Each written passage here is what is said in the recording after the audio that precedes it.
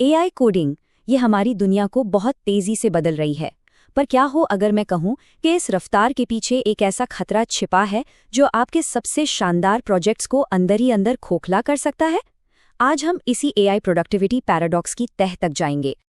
जरा सोचिए, बेंगलुरु, अहमदाबाद, हमारे अपने टेक हब्स में सिर्फ 3 डेवलपर्स की एक छोटी सी टीम वो बना रही है जिसके लिए पहले 50 इंजीनियर्स की एक पूरी फौज लगती थी, और वो भी सिर्फ 6 हफ्तों में।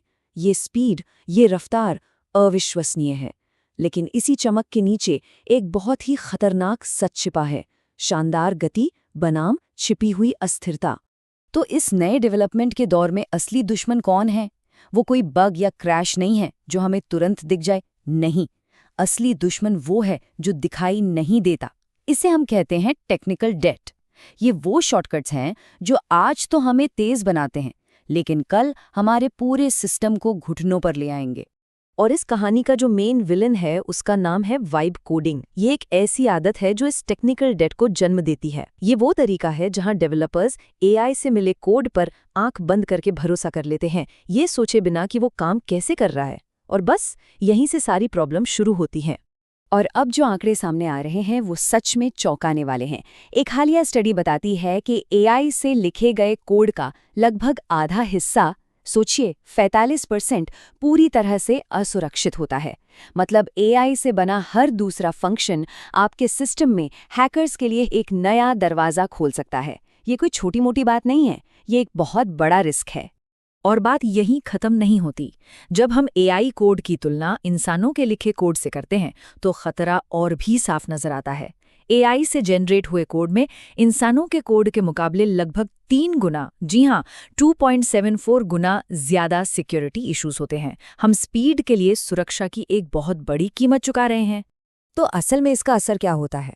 सबसे पहले तो कोड रिव्यू एक सिरदर्द बन जाते हैं, क्योंकि किसी को पता ही नहीं होता कि एआई ने आखिर किया क्या है।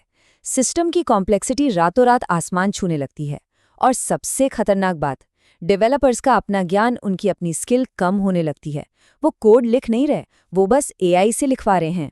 नतीजा, कोड चर्न यानी कोड को बार बार बदलने की दर 3.1% से बढ़कर 5.7% हो गई है। मतलब जो तेजी शुरुआत में मिली थी वो बाद में उसी कोड को ठीक करने में बर्बाद हो जाती है। देखिए, इस नए एआई ड्रिवन डेवलपमेंट के दौर में अगर टिके रहना है तो इन खतरों को समझना ही होगा। अगर आप चाहते हैं कि आपको और आपकी टीम को ऐसे ही डीप इनसाइट्स मिलते रहें तो ललित ऑफिशियल को सब्सक्राइब करना ना भूलें, और इस जानकारी को अपने डेवलपर सर्कल में ज़रूर शेयर करें, क्योंकि ये हम सबको, पूरे इकोसिस्टम को प्रभावित करता है। तो सवाल ये उठता है, क्या इसका मतलब ये है कि हमें एआई का इस्तेमाल बंद कर देना चाहिए? नहीं, बिल्कुल नहीं।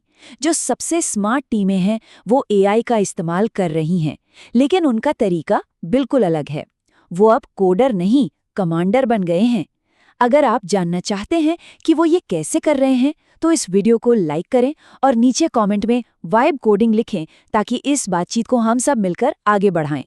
चलिए 2 अलग अलग दुनियाओं की तुलना करते हैं। एक तरफ है वाइब कोडिंग, जहां बस एक ही सवाल है, क्या ये काम करता है? वहीं दूसरी तरफ है ऑगमेंटेड कोडिंग। यहाँ सवाल बदल जाते हैं। क्या ये मजबूत है? क्या ये सुरक्षित है? क्या इसे लंबे समय तक मेंटेन किया जा सकता है? वाइब कोडिंग में इंसान बस एक पैसिव दर्शक है, लेकिन ऑगमेंटेड कोडिंग में इंसान एक एक्टिव ऑर्केस्ट्रेटर है।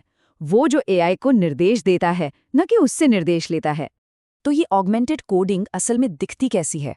ये एक 4 स्टेप का अनुशासित प्रोसेस है। स्टेप 1, जेनरेट करो।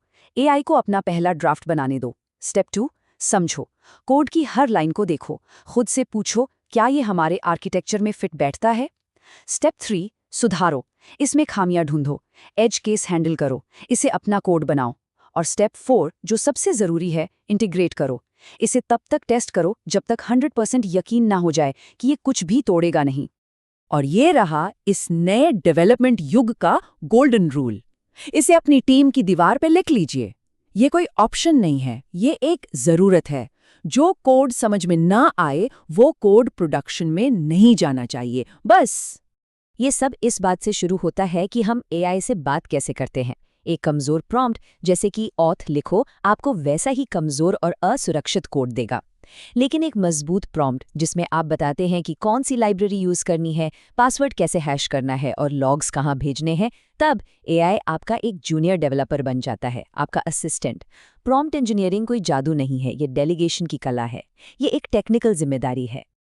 और यहीं पर सबसे बड़ा माइंडसेट शिफ्ट आता है। असली एक्सपर्टीज अब सिर्फ कोड लिखने में नहीं है।